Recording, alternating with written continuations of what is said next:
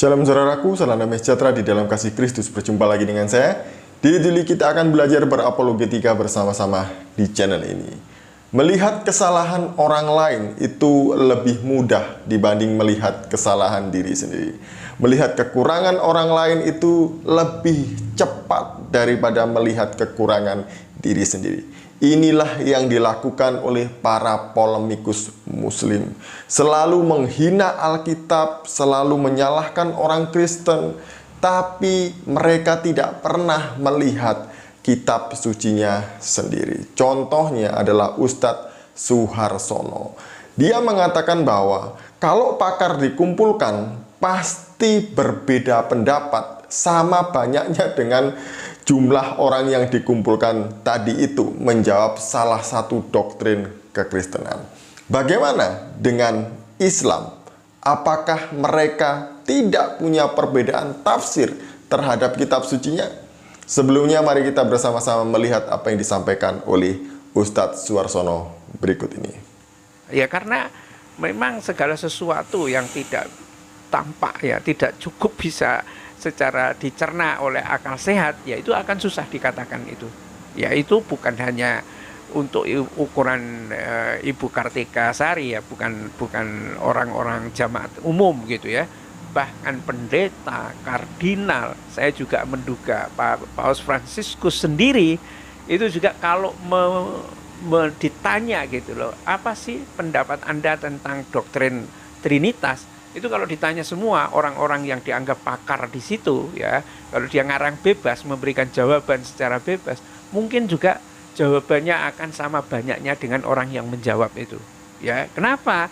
Ya karena imajinasinya itu dibangun, ya kalau tidak didasarkan kepada doktrin yang memang ultimate intelligence, ya pasti buyar itu. Sama seperti yang dialami oleh Ibu Kartika Sari. Orang tua satu ini sangat memandang rendah para rohaniwan Kristen dan juga Katolik. Katanya pendeta ataupun pastor, kardinal, bahkan juga paus akan kesulitan menjawab tentang Trinitas. Masa iya sih? Untuk menjadi pendeta harus kuliah 4-5 tahun. Kemudian untuk menjadi pastor atau romo itu kuliahnya lebih lama lagi, antara 8-10 tahun. Itu pun tergantung kongregasinya. Dan untuk menjadi kardinal kan tahapannya lebih lama lagi, lebih tinggi lagi. Dari pastor kemudian menjadi uskup, kemudian kardinal, baru yang lebih tinggi adalah paus. Masa iya sekelas mereka ini tidak bisa menjelaskan tentang Tritunggal? Kalau saya sih sudah berkali-kali menjelaskan hal ini dalam video saya. Nah, mengenai Tritunggal memang ada banyak cara menjelaskannya. Ada banyak analogi yang dipakai untuk menjelaskan Tritunggal. Pada dasarnya semuanya sama, yaitu adalah usaha manusia untuk menjelaskan tentang Allah yang esa, namun memiliki firman dan juga roh. Nah, bagaimana dengan Islam? Apakah Islam tidak memiliki perbedaan tafsir antara ulama satu dengan ulama yang lain? Serius, Anda yakin Pak Ustadz Suharsono semua satu suara? Contoh saja mengenai Adam, tafsir mengenai Adam itu banyak sekali yang berbeda. Bahkan termasuk buah apa yang dimakan oleh Adam dan Hawa pun itu juga beda-beda. Ada yang bilang buah kuldi, ada yang bilang buah apalagi apel, ada yang bilang buah tin. Untung yang dimakan itu bukan umbi-umbian ya. Nah, ada satu video dari Pak Gracia Pelo yang menjelaskan banyak tafsir mengenai Adam dan Hawa, bahkan termasuk buah yang dimakannya. Nah, perbedaan tafsir ini juga datang dari kalangan Islam sendiri.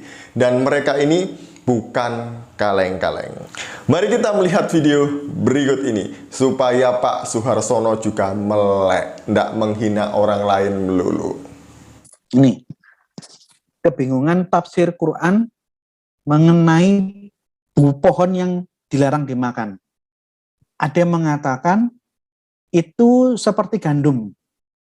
Ada yang mengatakan pohon yang dilarang untuk dimakan itu pohon anggur.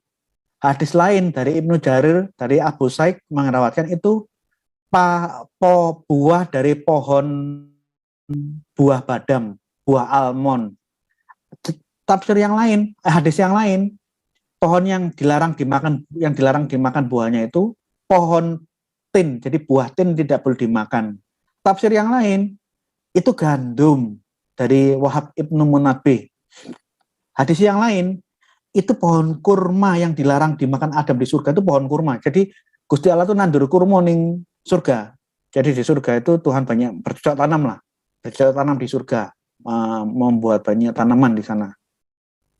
Ada hadis yang lain dari Yazid bin Abdullah bin Qusaid, ia berkata bahwa pohon yang dilarang Allah kepada Adam dan Hawa untuk dijamah dimakan adalah pohon limau, jeruk pecel, jeruk nipis, jeruk limau. Tak boleh makan jeruk. Nah, yang benar yang mana? Sembur karuan. Tugas kurang mikir, cek bener sing gandum, bah anggur, bah almond, buatin orang ngurus. Saya hanya menunjukkan bahwa ada perbedaan hadis riwayat mengenai kira-kira itu pohon apa.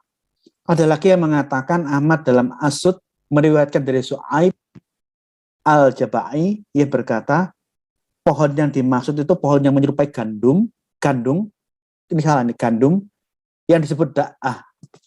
Jadi wis bulet-bulet karep mudi, wis orang ngurus, saya hanya menunjukkan datanya dan saya hanya membacakan bahwa ada perbedaan tafsir, kebingungan untuk menentukan pohon apa yang ditanam Allah di surga yang dilarang untuk dimakan Adam dan Hawa. Ya ini semua tafsirnya. At-Tabari juga ada banyak, tapi saya hanya memfotokan pohon anggur.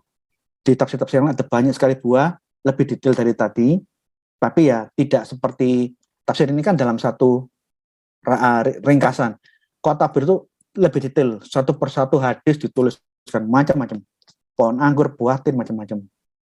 Bahkan ada yang meriwayatkan bahwa pohon yang dilarang dimakan oleh Adam itu pohon arak. Pohon yang menghasilkan minuman keras. Ada yang menafsirkan bahwa itu sesungguhnya anggur, karena dari anggur bisa difermentasi menjadi minumannya beralkohol. Jadi intinya tafsirnya macam-macam, ya. Pohon anggur, pohon arak. Nah, pada waktu Tuhan menurunkan Adam karena berbuat dosa, disertai hukuman kepada ulah iblis, hadisnya macam-macam. Ada yang mengatakan Adam turun di India, Hawa di Arab Saudi. Ada yang mengatakan dua-duanya di Arab Saudi, di Safa dan Marwah. Nah, yang menjadi pertanyaan, jika Adam di India, Hawa di Saudi, itu ribuan kilometer. Bagaimana bisa mereka ketemu? Sekalipun di dalam hadis dan tafsir diberikan penjelasan. Entah gimana caranya mereka bisa jalan ketemu di Musdalifah, satu daerah di dekat Arab Saudi. Lah bagaimana bisa ketemu? Wong dunia sakitu lebarnya, nggak ada penjelasan, tapi dipastikan di dalam hadis yang terpisah ribuan kilometer bisa kan Hawa di tempat yang namanya Musdalifah. Jadi kemungkinan ada gak semacam telepati atau semacam GPS untuk bisa ketemu di koordinat yang dimaksud. Kira-kira seperti itu. Nih. Nah, tinggi Adam di dalam hadis, dalam tafsir-tafsir dan hadis itu seperti tinggi pohon korma. Di dalam hadis yang lain disebut ukurannya bukan setinggi pohon korma, karena kalau kita ngomong pohon korma itu relatif. Pohon korma yang baru ditanam atau sudah lama. Anda kalau masuk ke Israel dari Eliat di selatan Israel menuju ke Yerusalem, di padang gurun di Eliat di sebelah kanan itu banyak tiba-tiba dari padang gurun yang panas terik tiba-tiba Anda ketemu perkebunan korma.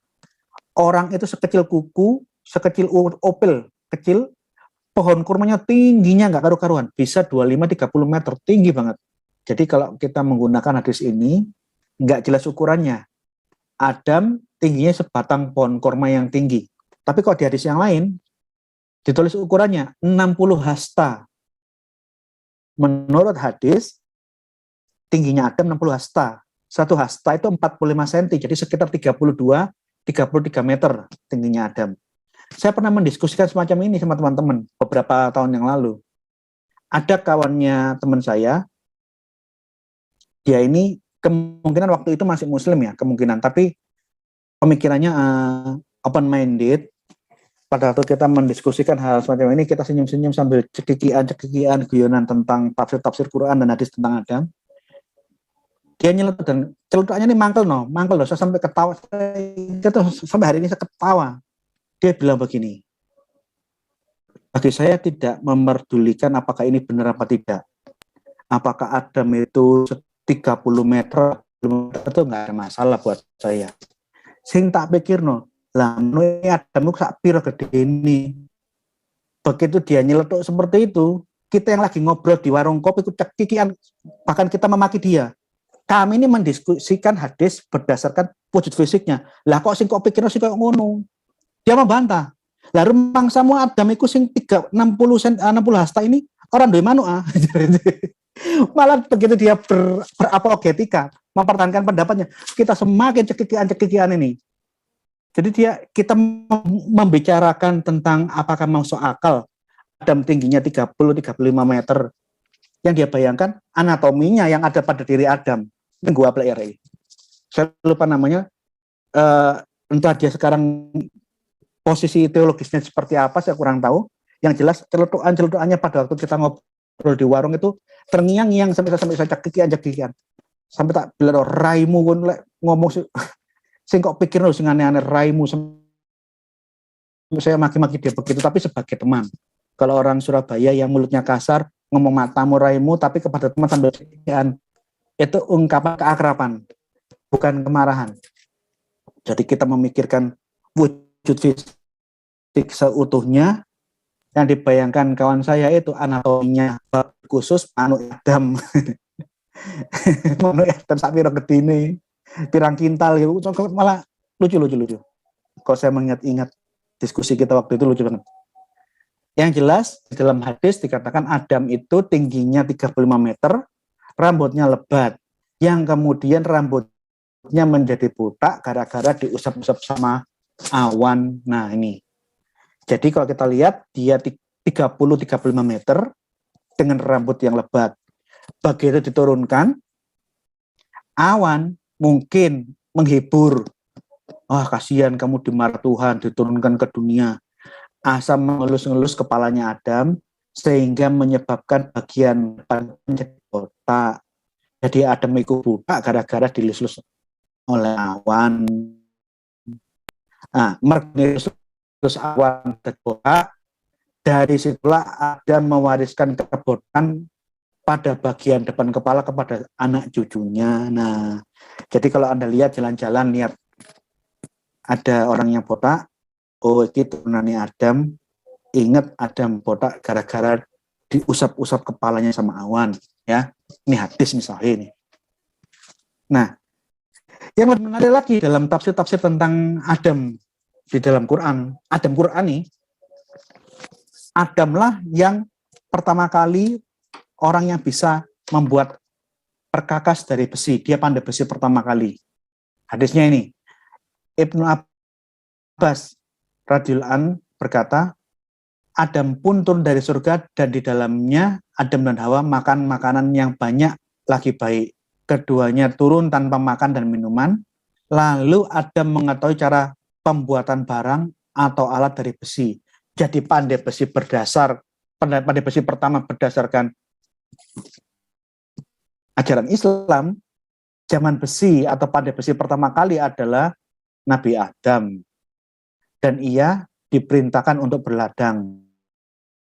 Setelah Adam tahu caranya membuat barang atau alat dari besi, Adam diperintahkan untuk berkebun, berladang. Dia pun berladang, dia buat pacul, buat gancu, buat linggis, buat palu, buat sekrup, semua dia buat, kemudian ia menyirami ladang dan tanamannya. sehingga tanamannya di ladang matang, ia pun memanennya, kemudian ia menebahnya, menampi, menggilingnya, mengolahnya menjadi roti, lalu memakannya. Nah, ahli bakeri pertama kali juga Adam dan Hawa. Jadi kalau berdasarkan tafsir ini, pandai besi dan tukang bakeri pertama kali Adam yang buat wajan, yang buat sutil, yang buat palu, sekop, pacul, semua peralatan dari besi itu Adam yang buat. Dan dialah yang pertama kali membuat roti. Ini ada hadisnya, ada tafsirnya jelas ini. Yuk. Bagaimana? Masih yakin Islam satu suara dalam menafsirkan Al-Quran? Pada kenyataannya banyak sekali perbedaan. Sekian dari saya, semoga ini memberkati kita. Shalom, salam meras, Tuhan Yesus memberkati.